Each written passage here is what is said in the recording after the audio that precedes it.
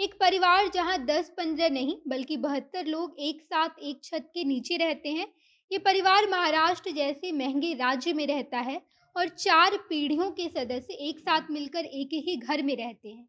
एक साथ उनका खाना बनता है और खाने के खर्च को जब आप जानेंगे तो हैरान हो जाएंगे। जहां पूरा भारत संयुक्त परिवार के कॉन्सेप्ट को छोड़कर एकल परिवार में रहना पसंद करता है। जहां पहले हमारे देश में संयुक्त परिवार की संस्कृति थी, लेकिन अब धीरे-धीरे करके पूरी तरह से खत्म होती जा रही है। अब ज़्यादातर लोग एकल परिवार में रहना पसंद करते हैं, जहाँ कम लोग कम खर्च में एक साथ बड़े आराम से रहते हैं। लेकिन एकल परिवार के इस दौर में महाराष्ट्र के 72 सदस्यों का ये परिवार लोगों के लिए मिसाल कायम कर रहा है।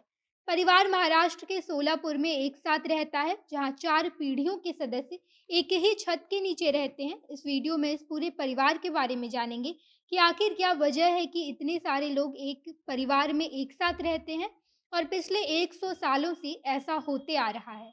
सभी बातों को विस्तार से बताएंगे। इससे पहले नमस्कार, मैं नेहा चौधरी कैमरा पर्सन विशाल के साथ और आप देख रहे हैं जनता जंक्शन।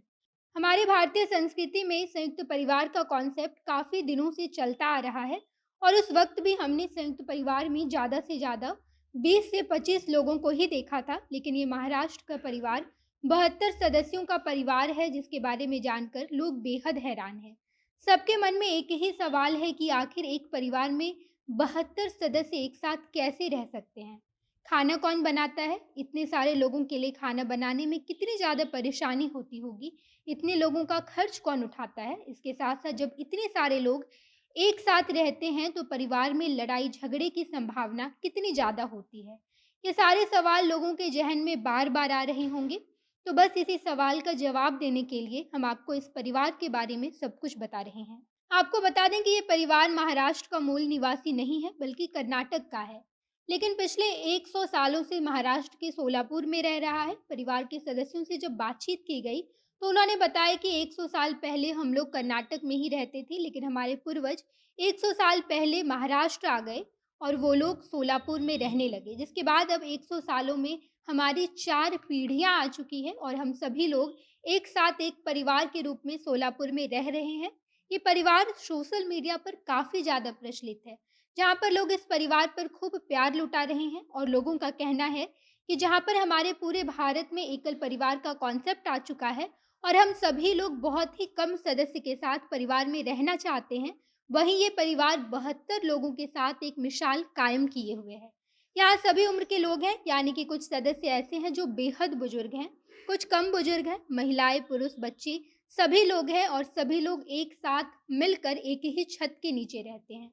ये परिवार भारतीय संस्कृति को काफ़ी बखूबी दर्शा रहा है। इस परिवार के रहन-सहन और खाने-पीने की बात करें तो हर दिन यहाँ पर 10 लीटर दूध की ज़रूरत होती है। इसके साथ-साथ केवल एक ही टाइम का खाना बनाने के लिए 1000 से 1200 रुपए की सब्जी की ज़रूरत होती है और इसके साथ-साथ एक दिन का खर्च 10 से 15,000 रुपए के आस-पास आता है और अगर किसी दिन पूरे घर में नॉन-वेज बनता है, तो यही खर्च 3 से 4 गुना बढ़ जाता है।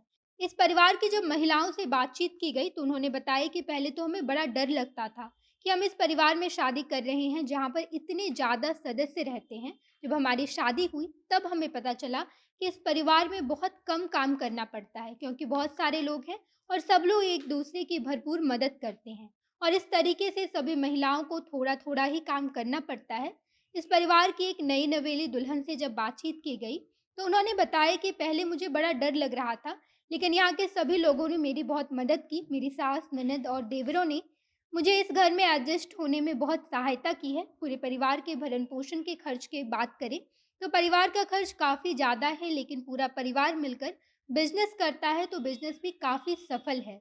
इस वजह से इस संयुक्त परिवार का भरण-पोषण एक बेहतरीन तरीके से हो जाता है। परिवार के सदस्यों ने बताया कि 1 महीने का लाइट बिल 40 से 45 हज़ार के बीच आता है। बाकी ये परिवार वाक़ई आम लोगों के बीच मिसाल कायम किए हुए हैं। आप इस बारे में क्या सोचते हैं? कमेंट बॉक्स में बताइएगा। आगे की खबरों के लिए जनता जंक्शन देखते रहिए। धन्यवाद।